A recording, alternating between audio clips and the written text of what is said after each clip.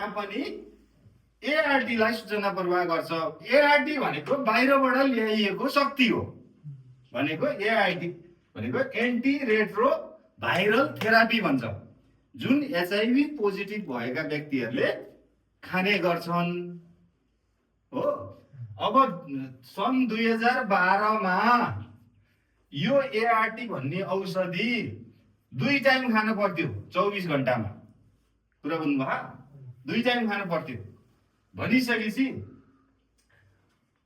अहिले आएर 2020 को रिसर्चले यसलाई के गर्यो, 1 टाइम हो। 1 टाइम मात्रै खाए हुन्छ 24 घण्टामा। यो बनाएको छ अहिले। ल हेर्नुहोस् है, अब विकसित हुँदै गएको हो नि त यो त, हैन? यसमा त विज्ञहरूले चाहिँ राम्रो अनुसन्धान गरेर 1 टाइममा झारेको। अब यसमा के हुन्छ भने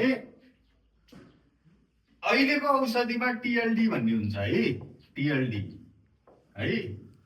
अब पहिलाको औषधिमा हुन्थेन। अब यसको औषधिमा एउटा हुन्थ्यो लामिभुडिन हुन्थ्यो, एउटा जाइडोभुडिन हुन्थ्यो हैन, एउटा चाहिँ नेभिरापिन भन्ने हुन्थ्यो हो, नेभिरापिन भन्ने हुन्थ्यो। 3टा औषधिको कम्बिनेसन मिलेर एआरटी बनेको हुन्थ्यो। कुरा बुझ्नु भएको छ?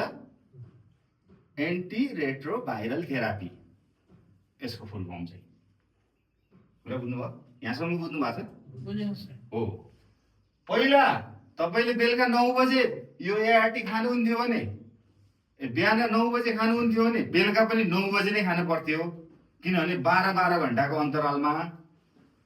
अब अहिले 2020 को रिसर्चले के ल्याइदियो भने यो एउटा यो जाइडोभुडिन, नेभिरापिन हैन, लामिभुडिनको सट्टामा एउटालाई यसलाई निष्कासन गरेर अर्को थप्दियो, टिएलडी यो है। यो थप्दिसकेपछि अब पहिलाको रिसर्चले गरेको मान्छेलाई के असर गर्यो र 2020 को रिसर्चले ल्याएको कुराले के बेनिफिट गर्यो, के फाइदा दियो? कुरा बुझ्नुभयो? यो कुरामा हामी छलफल गर्छौँ है। अब पहिलाको औषधि 3टा औषधिको कम्बिनेसनले तपाईको लिभरमा असर पुर्याउने भयो। तपाईको जस्तै लिभरलाई ड्यामेज गर्ने कन्डिसन आयो। अब चेन्ज भएर यो औषधिमा 2020 को औषधिले चाहिँ लिभरलाई नि प्रोटेक्ट गर्ने काम गरे के हो। त्यही भएर 1 टाइम 24 आवरमा एक समय मात्रै युज गर्ने। तर तपाईले जति बजे युज गर्नु भएको छ अर्को दिन पनि सेम टाइममा युज गर्नुपर्छ। बुझ्नु भएको छ? ल हेर्नुहोस् है, समयको हेरफेर गर्नै भएन। तर पहिलाको औषधिमा समय यदि तपाईले झुकिन्छ नि त औषधि खान, धेरै औषधि हुँदाखेरि कुन खाने कुन नखाने, यो खाए कि खाइन भन्ने तरिकाको हुन्थ्यो भने अबको अवस्थामा यो कहिलेकाहीँ कथम कदाचित तपाईले बिर्सिनु भयो औषधि खान भने पनि त्यति साह्रो चाँडो असर गर्दैन यसले। त्यसका विभिन्न टेस्टहरू हुन्छन् हैन। एउटा हुन्छ भाइरल लोड हुन्छ हैन, भाइरल लोड हुन्छ एउटा। यसबाट तपाईले एचआईभी भाइरसको संख्या कति छ भन्ने कुराहरू थाहा पाउनुहुन्छ। अब तपाईँ हाम्रो ह्युमन बडीमा हो, तपाईँ हाम्रो मानव शरीरमा चाहिँ CD4 भन्ने थाहा छ तपाईहरुलाई? CD4 सेल नै हो, सेतो रक्त कोशिका हुन्छ हैन। यो यसको 500 देखि 1500 सम्म हुन्छ अरे के एउटा ह्युमन बडीमा। अब यसको काम के हो त? यसको काम के हो भने रोग प्रतिरोधात्मक क्षमताको विकास गर्ने। तपाईलाई जस्तो रुगा लाग्यो, मान्नुस् तपाईलाई टाउको दुख्यो, पेट दुख्यो, अब कतिपय मान्छेहरू सुतेर बस्छ। किन सुतेर बस्यो भन्दा यो 500 भन्दा कम भएको कारणले, 200 मा भएको कारणले, 300 मा भएको कारणले चाँडै तपाईलाई रोगले समात्यो के। कुरा बुझ्नु भएको छ? जसको 500 देखि 1500 सम्म हुन्छ यो त ठुलो अमाउन्टमा हो होइन। तर नर्मल मान्छेको हेर्ने हो भने 700 देखि 1100 सम्म हुनै पर्छ, हुन्छ नै प्रायको।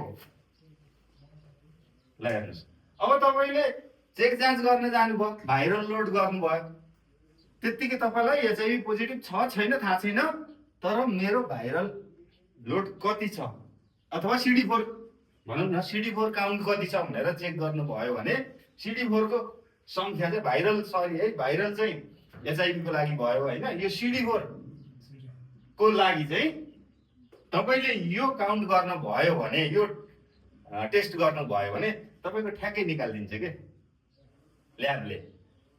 ए ग्रेडको ल्याब हुनुपर्छ, उसले ठ्याक्कै निकालिदिन्छ। ल अनि यसकै आधारमा तपाईँलाई कुनै पनि बाहिरी रोगले समात्ने कि नसमात्ने भन्ने कुरा, चाँडो निको हुने कि ढिलो निको हुने, यसको काम। ल हेर्नुहोस् कति मजाको कुरा छ होइन। अनि त्यस पछाडि के हुन्छ, यसले यो एचआइभी को भाइरसले अब तपाईँको शरीरमा रन गर्न थालिसकेपछि यो एन्टिबडी बी सेलले चाहिँ यसलाई के गर्छ, कम्युनिकेसन गर्छ है। कम्युनिकेसन गरेपछि मैले सकिनँ, अब बाहिरी शक्ति चाहियो मलाई भनिसकेपछि, बाहिरी शक्ति भनेको के हो,